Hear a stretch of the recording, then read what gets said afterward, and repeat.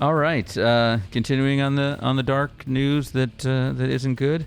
We go to TheVerge.com, and this one should be interesting to gamers out there. Dark Souls 3 exploit could let hackers take control of your entire computer. The Dark Souls servers have since been shut down, and this is something that doesn't just affect Dark Souls 3, but it says it affects previous versions of the game, Dark Souls 2, and the upcoming Elden Ring. So how are they gaining access to that? All right, so we don't normally report on video games. In fact, I think this might be the first time we've mentioned video games on the podcast. It's a crossover. Originally I was going to skip this article, but I was talking to a friend who explained to me why this actually matters, and so I thought it'd be fun to bring onto the podcast here. It's a video game, right? And many video games these days are they either have an online component or are basically an online game, like Fortnite, where there is no offline mode. You play online or you don't play at all.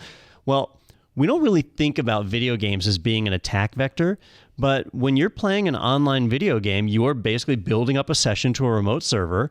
Other players are sharing that session, and if proper security practices are not followed, potentially someone else could leapfrog to gain access to your system. And that's exactly what's happened here. Dark Souls 3, I've not played the game myself, but apparently it is an incredibly difficult game. And so now it's got the added challenge of you could die in game or get compromised. Or in real life. Yeah. So a flaw in their servers has allowed a remote code execution where a completely remote person can send the right characters into the Dark Souls servers that allow them to execute code on your machine. And they can do things like launch shells and so on, like Daniel was describing a minute ago. Now, I said, well, who cares? It's gamers, right? It's not like they got access to a hospital database or banking information. But the interesting side here runs a bunch of cardiac arrest stuff. So. Well, a lot of hospital employees, I'm sure, play at work.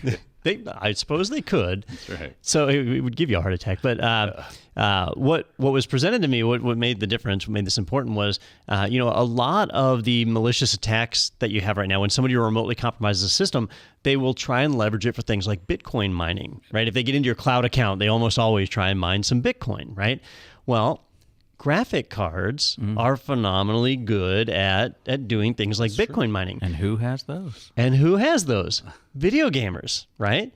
And so this type of attack can be used to instantly gain them access to a whole fleet of people with high-end graphics cards. I feel like gamers would suss this out real quick though, because they're like, I'm not getting 60 frames per second. I'm lagging. Something's wrong. And they're going to start diving into what the hell's going on and figure out. Yeah, they tend to be, we see a lot of crossover between IT workers and gamers, because you're into the system, then you're understanding what's going on. So you're right, they would probably suss that out pretty quick. I'm not getting 60 frames per second on Frogger, then I will do bust they your have head. 60 frames per second? Yeah. One challenge with Bitcoin mining is the amount of electricity it consumes, right? So if you're doing this legally right now, the electricity cost is higher than the money you gain by Bitcoin mining for most people, so it's not worth it, right? Yeah. But if it's stolen electricity and you're using somebody else's system to do all this stuff, then that's free money right there. It's free money. At that point, if electricity is actually more expensive than what you could get out of Bitcoin, why don't you just run an orange cord over to your neighbor's house and start powering all your stuff? Well, you can. That actually would be more lucrative. Yeah. You'd be better mining for electricity, geothermal,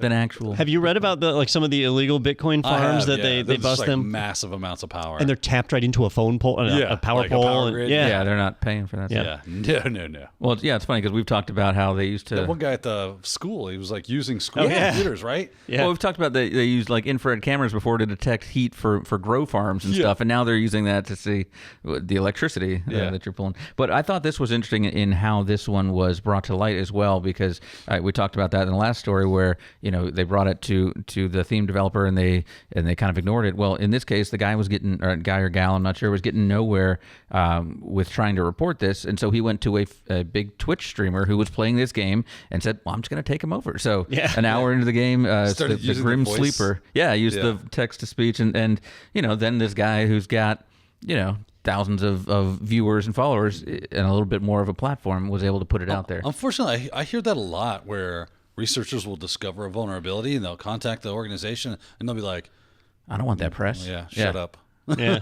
Or we'll get to it, and months go by, and they contact them and they never get to it. Well, it's tough because this person who did this, technically broke the law. They hacked this Twitch streamer because that's the only way that they could get that out there. I mean, no one's gonna go after him in this case. It's a whole gray hat kind of area. Yeah. It's like I've got to break the rules in order to save. Affect some sort of change. Yeah. If you enjoyed that segment, be sure to check out our entire podcast available in the playlist right here. And you can always subscribe to stay up to date with the latest tech news and other happenings in the IT world. Be sure to tune in every Thursday for new episodes. I hope to see you there.